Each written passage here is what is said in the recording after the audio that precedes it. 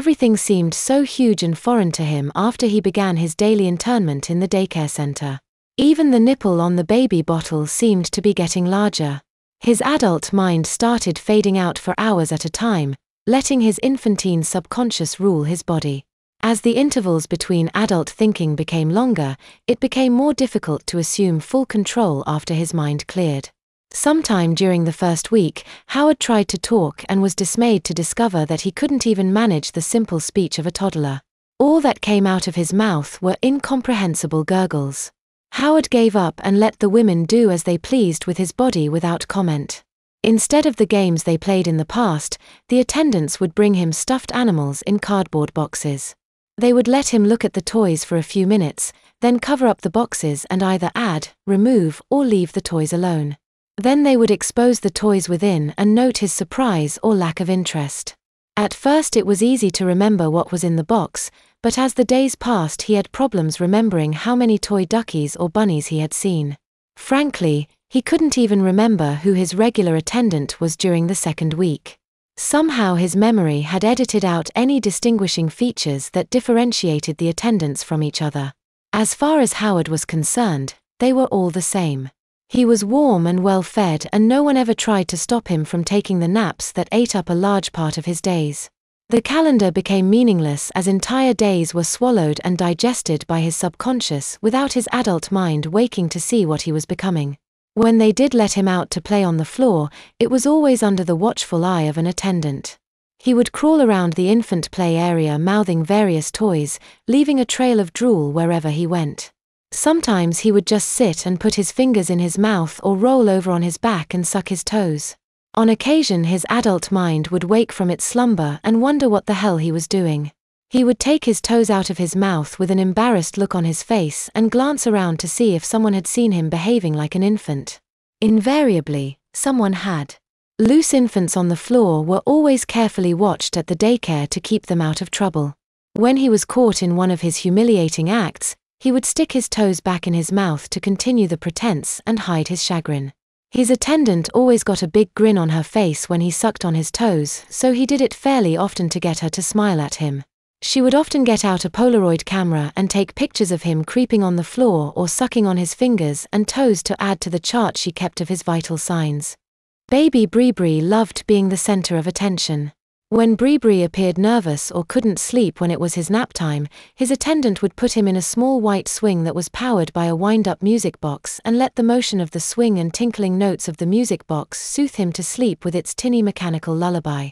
The deep plasticized cloth seat of the swing had leg holes that the attendant guided his legs through like a giant pair of loose panties. When he sat in the swing, the front of the seat came over his tummy almost up to the level of his chest. The A-frame of metal support pipes on either side was more than sufficient to maintain stability of the swing. Bree couldn't fall out or tip the swing over no matter how hard he tried. The deep seat and his free-hanging legs gave him no purchase to push or pull himself out of the seat. He couldn't have gotten out of the swing unassisted even if he had wanted to free himself. Like the yielding nylon mesh of his playpen, the swing was only another means of keeping him captive in the soft protection of his nursery or prison. Bree didn't mind. He was rapidly becoming institutionalized. It was easy to lie back and let everyone do all the work and thinking for him. Thinking was too difficult, and his diminishing vocabulary made it almost impossible to conceive of anything beyond his immediate needs. Only terrible fear could spur his once active mind back into normal function. Since an infant's life is protected from the terrors of youth and the more intellectual fears of adulthood, he vegetated. His infant's body and neurology was incapable of normal speech, making his poor efforts at rational thinking a waste of time.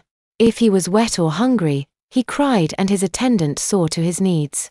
On Saturday morning the weather was warm and overcast, so Anita made plans to go to the park. The weather was warm and dry, so she decided that a t-shirt and diaper would be sufficient for little Bree. Since she didn't know how long they would be there, she put an overnight diaper on him with a doubler stuffed in the front of the diaper. She packed his diaper bag with his t-shirt if it became sunny and a couple of soft drinks for her in his diaper bag and put him in the baby seat in the back seat of the Suburban. When they arrived, she took him out of the back seat and sat him in his stroller. True to her word, she hadn't asked him to walk beside her. Bree had dim memory of Anita promising him that she would never again make him walk beside her in the park, and realized that she had not lied. All he had to do was sit in the stroller while Anita did all the work. At first Bree was embarrassed to be seen in nothing but a diaper, but he soon got over it. The only people he saw on the path were a few glazed-eyed joggers who were so high on their own adrenaline that they barely noticed the attractive mother pushing a diapered baby in a stroller. It was obvious that the only visual information that was being received through the filter of their oxygen-starved, glycogen-burning metabolism was the signal that an object was in their path. They guided around automatically to go huffing and puffing off into the tree-shrouded distance. A few minutes into the stroll through the park, he realized that he wouldn't have to worry about finding a restroom. By the time he knew he had to go, he would have already relieved himself in his diaper. Bree quickly forgot his state of relative undress and concentrated on the green world that surrounded him. He was fascinated with the number of colors on the leaves of the trees he saw. He had never known there were so many hues of green and yellow. He tried to count them on his fingers, but the profusion of subtle shades made him run out of fingers before he had finished enumerating the colors on one branch alone. He gave up and decided to enjoy the outing from his new perspective. He was so close to the ground that he could discern the blades of grass that sprang up on either side of the asphalted path. Acorns carpeted the ground beneath the enormous oaks and had been scattered all about the park by an army of industrious squirrels intent on burying their nutritious booty. Where the old pecan trees grew, thousands of pecan hulls littered the ground in profusion. It was a nut-gatherer's paradise. The huge limbs of the pecan and live oak trees arched and twisted over him like the vaulted ceiling of a green Gothic cathedral. Green-gray clumps of Spanish moss hung from the branches, lending an unearthly surrealistic quality to the ancient trees. The long dangling trails of moss looked like the forgotten favors of saintly earth maidens who had passed and left filmy kerchiefs in honor of the majesty of the venerable life who ruled the wood. The very air seemed to glow with the verdant vibrations of botanical life. Squirrels ran up and down the trunks with abandon in their protected reserve.